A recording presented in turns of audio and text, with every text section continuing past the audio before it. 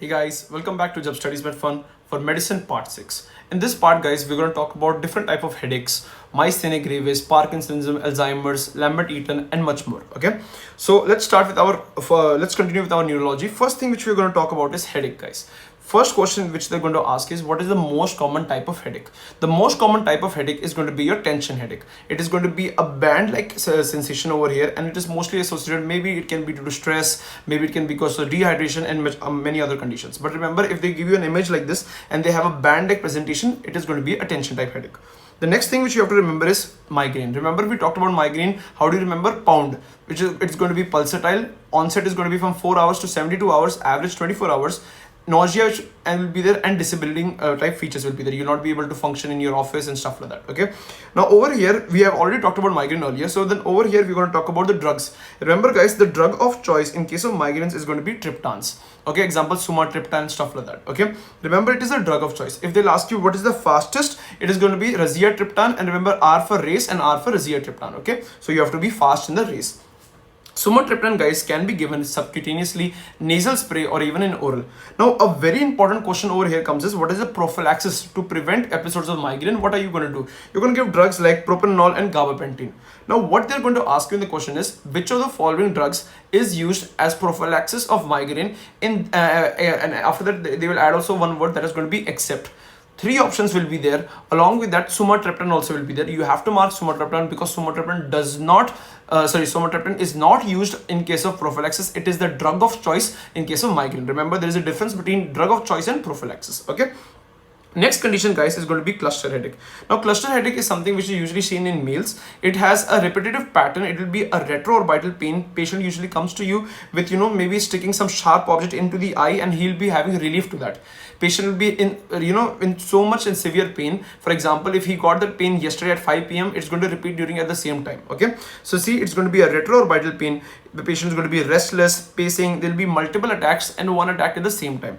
Patient will be also having epiphora. Epiphora means continuous watering of eyes because of not proper drainage, and patient also will have a clogged nose, which is nasal stiffness. Okay, so guys, along with this, remember what I was going to talk to you was pounding, right? So remember triptans. What is the mode of action of triptans guys?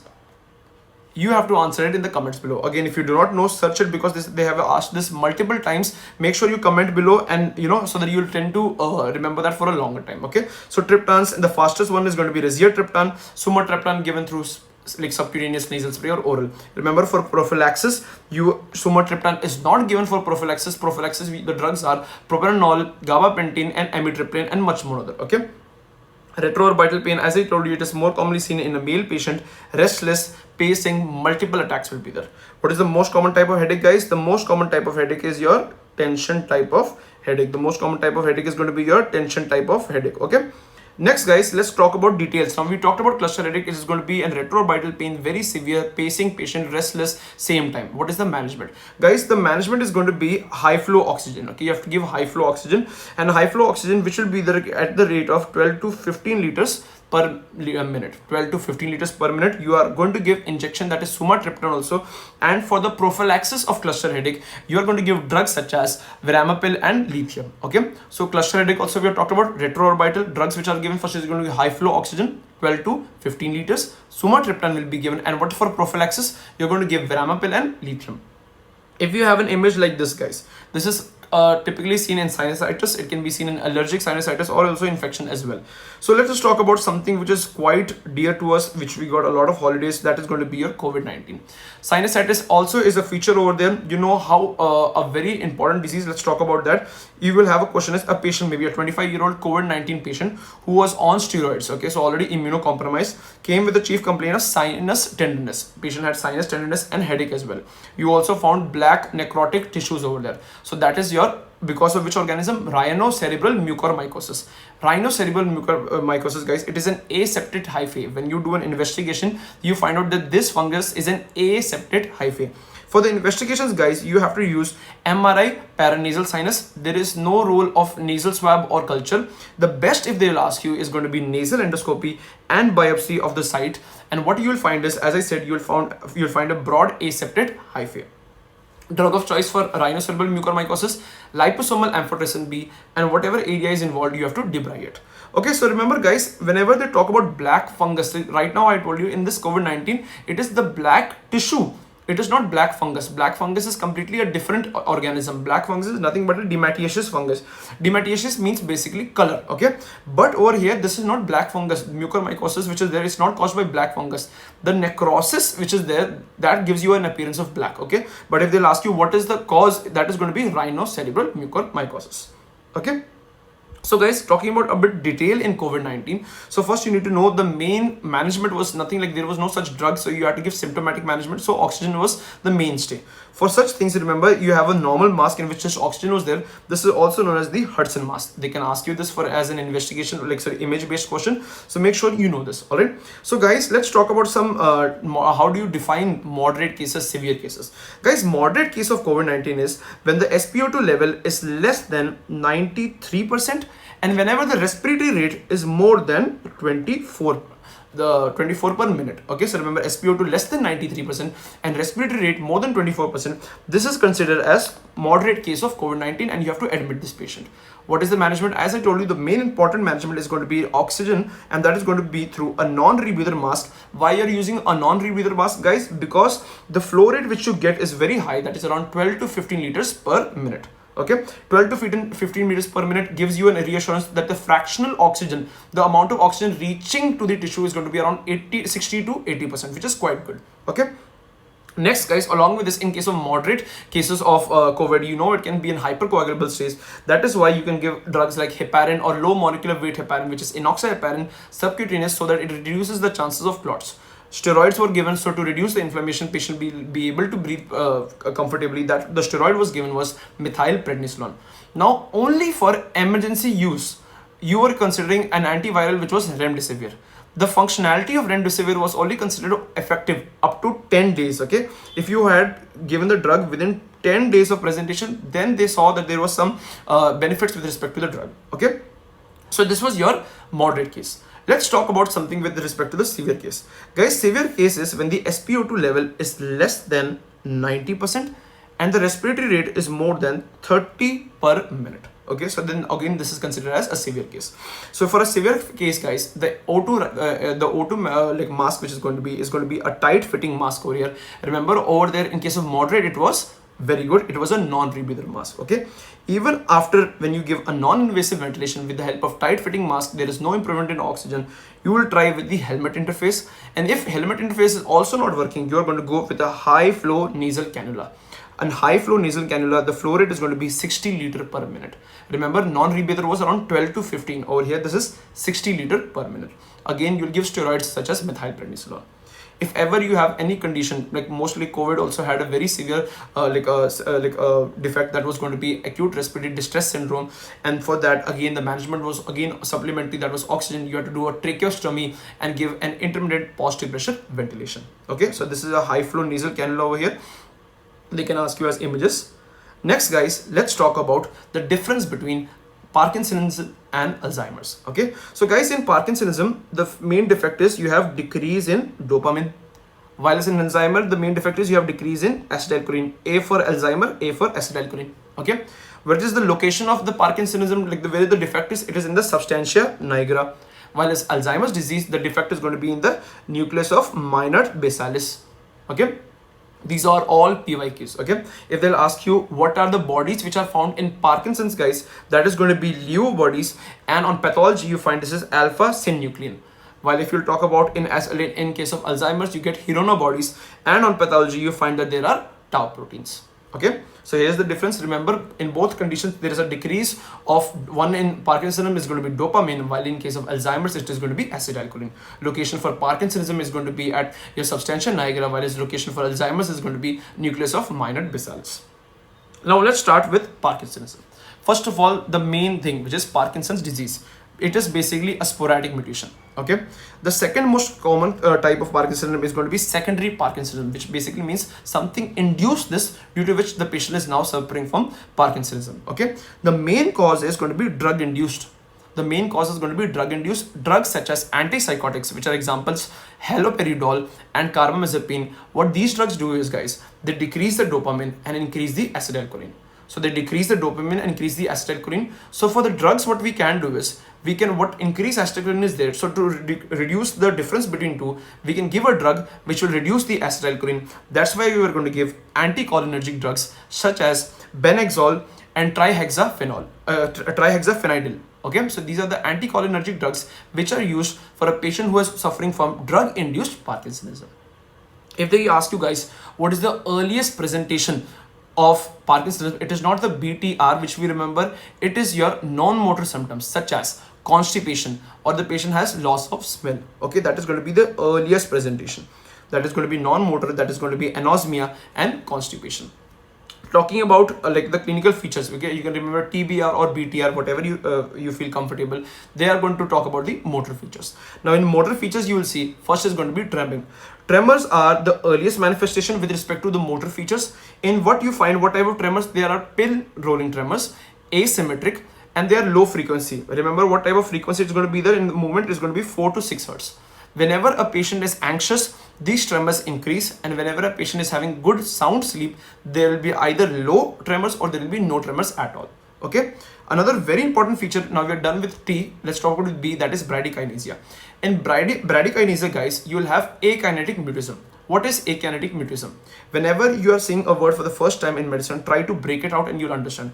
Akinetic means no motion, okay, and mutism means patient is not speaking, right? So bradykinesia means patient is also not moving or not talking, so that is known as akinetic mutism. And with rigidity, you remember there is a specific feature in Parkinsonism that is going to be lid pipe rigidity. It will be like this, okay. Along with that, the patient also will have increase in tone, due to which you will have cogwheel like pattern. Now these three which have been mentioned, to call it Parkinsonism, minimum you should have 2 out of 3. You should have 2 out of 3, in which in this 2 there should be the involvement of feature like bradykinesia. This should include, okay, bradykinesia should be included. Now with update to what are the other features in which you can diagnose Parkinsonism is their response to levodopa. Levodopa, what it's going to do is it's going to increase the dopamine, due to which the symptoms are going to disappear. You have a classic feature that is known as fenestrating gait. Fenestrating gait means, for example, if you talk about a normal person, whenever you walk, you see that you'll have an arm moving and then you're walking along with that and you're walking straight. In this fenestrating gait, what you will see is there is no arm swing. Patient is going to walk straight like this. Along with that, the patient is going to having a stooping posture, and along with that, he'll have a short snuffling. They'll be going one over the other like this. Okay, so remember, when you'll have a short snuffling, stooping posture, and have no arm swing, that is known as fenestrating gait. Along with this, if you talk about other features, remember features such as freezing. Patient, he's like, you ask him to walk from one place to another place, he's walking normally, all of a sudden he stops.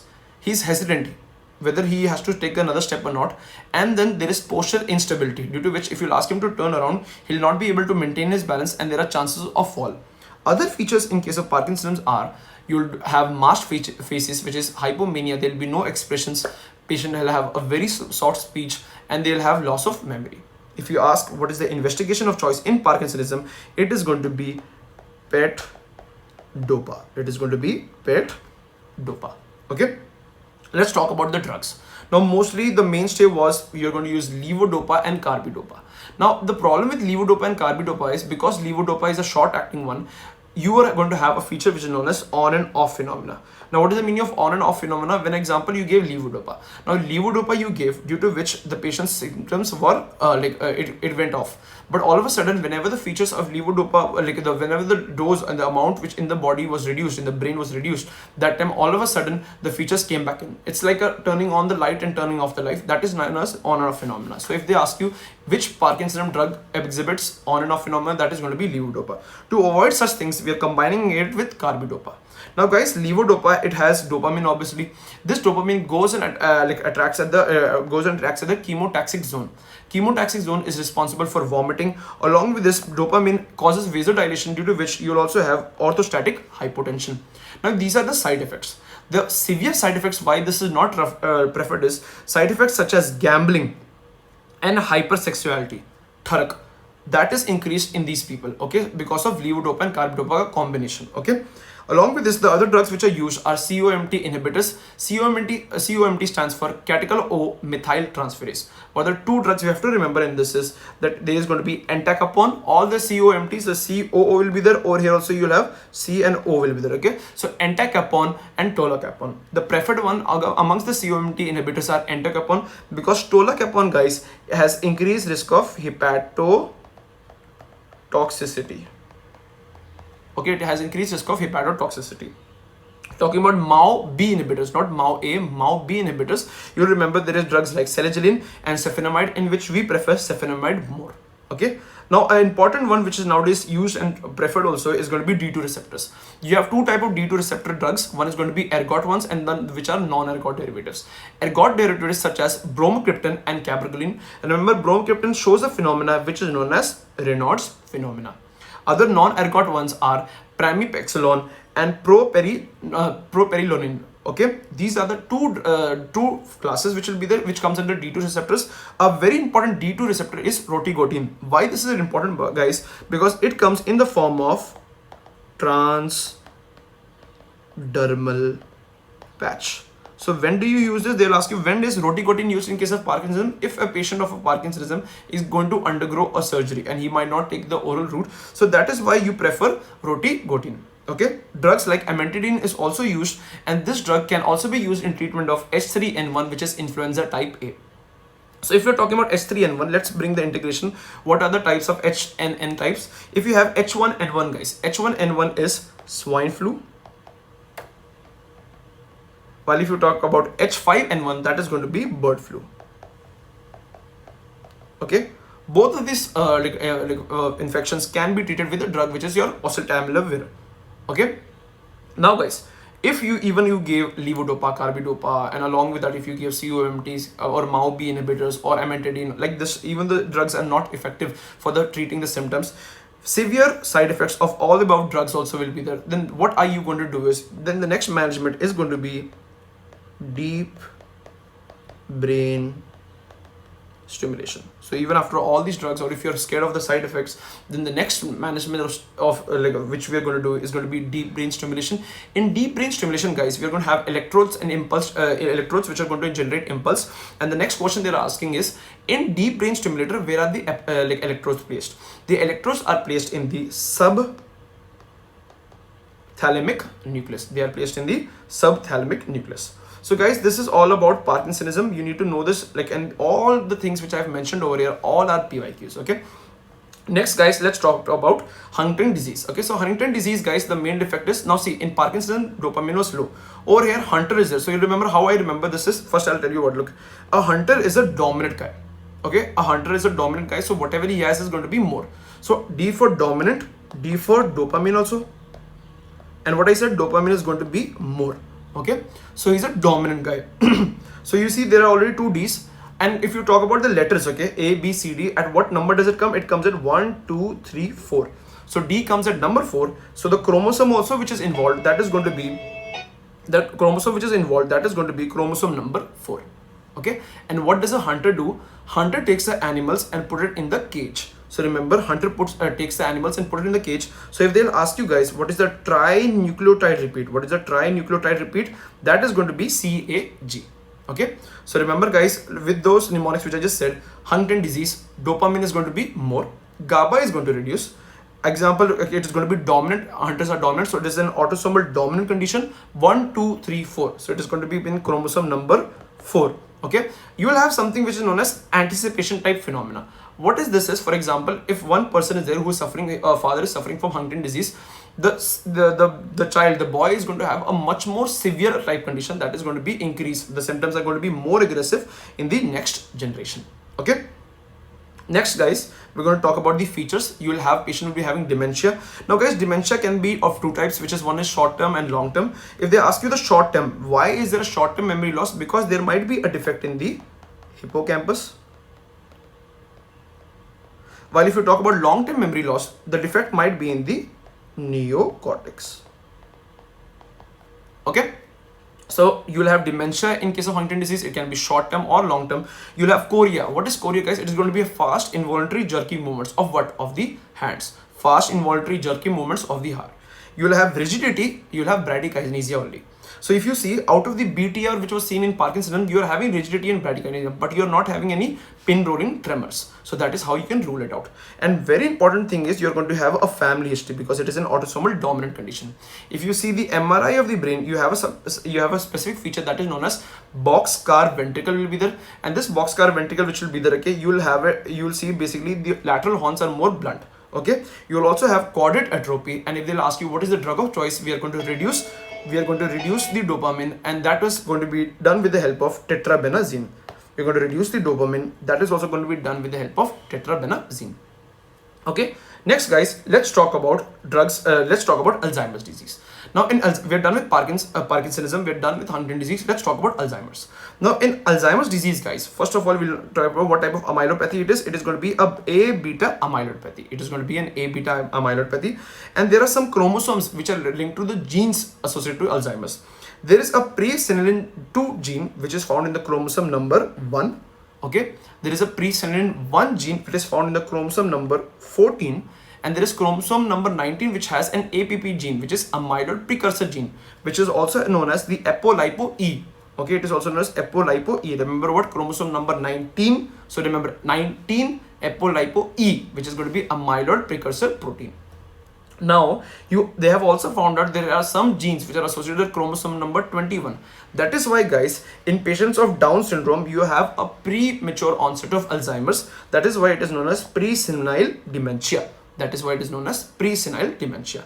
What are the 4 A's in Alzheimer's? The 4 A's in Alzheimer's are: one is amnesia, you will not be able to remember; aphasia, you will not be able to speak; apraxia, loss of visuospatial skills, like visuospatial skills. Like example, if I'll ask him to draw something, an image like this, the patient will not be able to draw the exact image.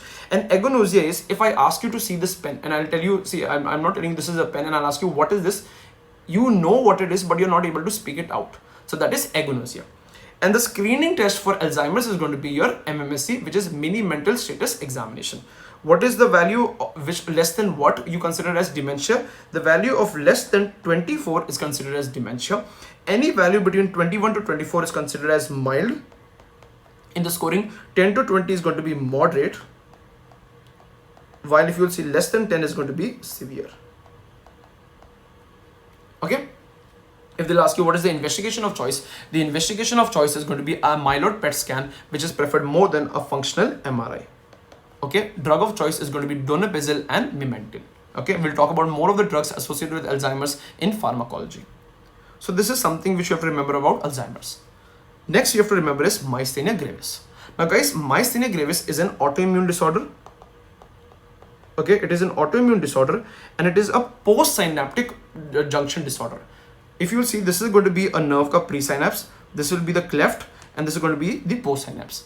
So there are antibodies, okay, anti-acetylcholine receptor antibodies, which will go and bind over here, due to which whenever you secrete the acetylcholine over here, they are not able to bind this area. That is why the effect of acetylcholine receptor reduces. That is why you will have fatigue. So if I talk about it in more detail, remember guys, you'll have the calcium channel will be opening. It will help us to release all the acetylcholine receptors, but the anti-acetylcholine receptor antibodies will be there, which is going to block it, due to which the acetylcholine is going to reduce. And when you do an investigation, which is going to be a single fiber electromyelography, you will have a decremental response. Why do you have a decremental response, guys? Because obviously acetylcholine receptor, the function is not getting done because the receptors are getting blocked. If they ask you guys, what is the cause?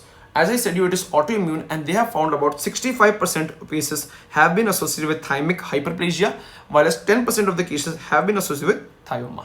Okay, so what are the features, guys? First thing which we all see every time is going to be ptosis. Remember guys, this ptosis is not a symmetrical ptosis, it is going to be an asymmetric ptosis. Very important, they'll try to confuse you with this. It is going to be an asymmetric ptosis. Okay, if you ask the patient just to look up and look up for 30 seconds, you'll start noticing this ptosis. Okay, if a patient is prolonged using iPad, phones, or any TV or television, because of the fatigue also, you will elicit ptosis. Now as I said you, it is a decremental response, which means is in the morning the patient will be nice and fit. With time throughout the evening, the patient will have features like ptosis, arm weakness, and such like that. So remember, it is going to be morning the patient is good, evening the patient the symptoms of patients becomes worse. Okay, So remember guys, ptosis is going to be asymmetric with diurnal variation. Diurnal variation means morning okay, evening not okay. Okay. Other features which you have to remember is in myasthenia gravis, guys, you have normal deep tendon reflex. What? In myasthenia gravis, you have normal deep tendon reflex. You'll have a snarling face. What is a snarling face, guys? If you see over here, a patient is trying to smile, but because of the weakness of the muscles in the corner sides, the patient is not able to smile properly, and that can be exhibited as a snarling face in myasthenia gravis. Okay, you'll have diplopia. Why do you have diplopia? Because as I said, you are having asymmetric ptosis. Because of asymmetric ptosis, you will see one little bit lower. So then that's why you will have double image projection. Okay, you'll have chewing muscle difficulty. You'll have oropharyngeal dysphagia.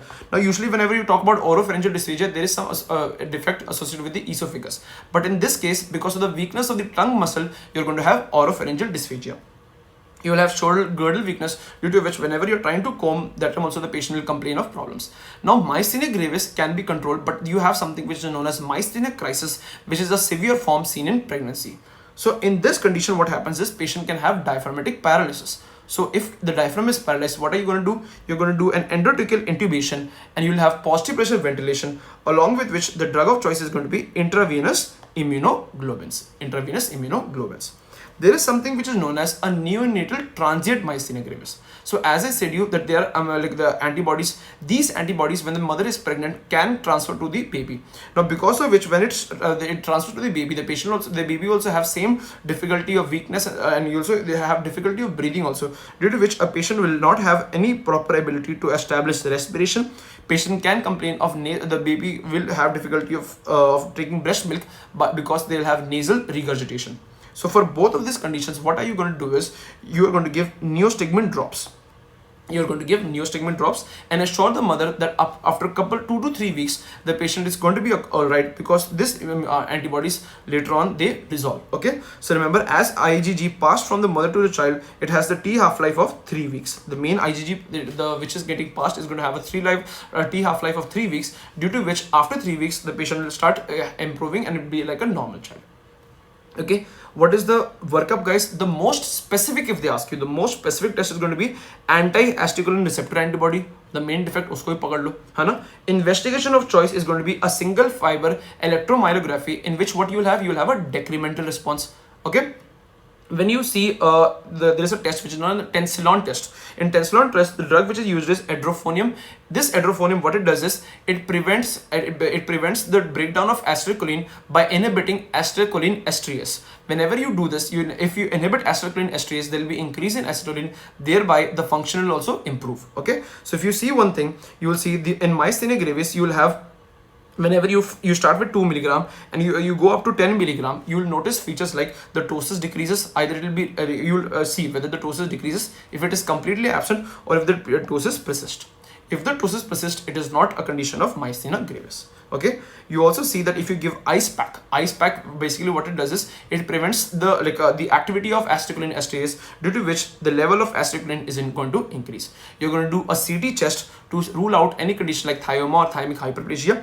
Now basically there have been associations also with respect to hypothyroidism, which is like Hashimoto thyroiditis, in which you will have antibodies such as anti-TPO, anti-thyroglobulin, and TPO was earlier called as anti-microsomal antibody. Remember, okay? So in Hashimoto thyroiditis, it has been associated with myasthenia gravis. In Hashimoto thyroiditis, there are 3 antibodies to remember: anti-TPO, anti-thyroglobulin, and anti-microsomal antibody. Remember, for Graves' disease, there are different antibodies. They are not the same antibodies. Over here, you have the thyroid-specific immunoglobulin or the thyroid-specific antibody. Okay. What is the management, guys? The management is going to be, the treatment is going to be for generalized myasthenia gravis, because the main cause is going to be thymic hyperplasia also. So you basically, what you do is you remove the thymus. If they ask you what is the drug of choice, the drug of choice is going to be pyridostigmine. Okay. Why ficostigmine is not used, guys? Because ficostigmine crosses the blood-brain barrier. That's why ficostigmine is not considered as the drug of choice for myasthenia gravis. You have other conditions such as ocular myasthenia gravis, in which you will have anti-musk antibody, and this anti-musk antibody, this time the management is not going to be removal of the the thymus. The main treatment is going to be steroids. And the drug of choice again is going to be pyridostigmine. So if we're talking about cholinergic features, let's talk about what is known as cholinergic crisis. Cholinergic crisis, what are the effects can be remembered with the mnemonic of sludge. where S over here stands for salivary gland, which will have FC in whenever cholinergic is there, all the secretions are going to increase. So you will have salivary gland hypersalivation, L for lacrimation, too much tearing, U will be for urinary bladder, like frequency will be there, you will be urinating a lot. D will be diarrhea, okay. G, why diarrhea? Because of the GI motility is going to increase, and E is going to be meiosis. Okay, so whenever you're having any symptom like cholinergic crisis, the drug of choice which is going to be used is going to be atropine. Drug of choice is going to be used is going to be atropine. So guys, this is all for medicine part 6. I'll be continuing with the next topic with Lambert-Eaton syndrome and following with more. Okay, see you guys in the next video. Bye bye.